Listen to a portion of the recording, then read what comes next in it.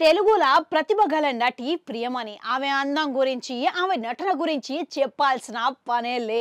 ఇక అట్లా తెలుగుల పెళ్ళైన కొత్తలో సైన్మాతోని అడుగు పెట్టి, ఆ తర్వాత ఓ సైన్మాకు జాతీయ అవార్డు ఇట్లా అందుకునేటట్టుగా ప్రియమణి నటన ఉంటుంది. ఇక ఆ తర్వాత తెలుగుల, తమిళంలా ఏకంగా ఇటీవల హిందీలో గిట్లా అడుగు పెట్టింది ప్రియమణి. అయితే పెళ్ళైన తర్వాత అమ్మడు జర్రంతా సమయం తీసుకొని మళ్ళా తిరిగి మొదలుపెట్టి సైన్మాలని, టీవీ కార్యక్రమాలని, ఇక వెబ్ సిరీస్లు అని వరుస పెట్టి తీరిక లేకుండా గడుపుతున్నది. అయితే ప్రియమణి ఇక అసలు ముచ్చటకొస్తే గినక ఇప్పుడు ప్రస్తుతం చేసిన వ్యాఖ్యలు అందరినీ ఆశ్చర్యపరిస్తేటట్టుగా ఉన్నాయంట. ఎందుకనంటే ప్రియమణికి ఇష్టమైన దర్శకులలా మణిరత్నం అంటే ఎంతో మస్తుగా ఇష్టం అంట ఆమెకి. అంతేకాదు ఇక ఆయన సైన్మాల నటించే అవకాశం వస్తే అన్ని వదిలేసి ఆ అవకాశం కోసమే ఎదురు చూస్తాను అని, అవసరమైతే ఇక ఆయన సైన్మాల నటించడం కోసం చెయ్యినైనా కోసుకొనికే సిద్ధంగా ఉన్నానని చెప్పుకొచ్చిందంట.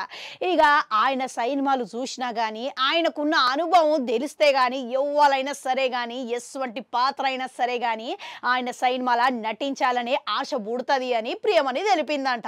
ఇక గతంలో ఇట్లా ప్రియమణి మణిరత్నం దర్శకత్వంలా రావణ్ అనే సైన్మాల నటించిన సంగతి తెలిసిందే. ఇక ఇప్పుడు మణిరత్నం సంగతి అంటే ఇక మన దక్షిణాదిలా ఇక అతిపెద్ద లెజెండరీ దర్శకులలా మణిరత్నం గిట్లా ముందు వరుసలో ఉంటారు. ఇక దక్షిణాది పరిశ్రమల ఆ పరిశ్రమను కొంచెం అతిపెద్ద స్థాయికి తీసుకుపోయిన దర్శకులల్లా మణిరత్నం గిట్లా ఒకరు. ఇక ఆయన తెలుగులో తీసిన చిత్రాలు చూసుకుంటే అన్ని గుర్తుండిపోయే చిత్రాలు. ఇక అటువంటి ఆయన సైన్మాల ప్రియమనేంది ఎవ్వాలైనా నటించాలని అనుకుంటారు. అవు ఇంతకు ప్రియమని చేసిన వ్యాఖ్యలు మణిరత్నం దాకా పోయే ఉంటాయంటారా?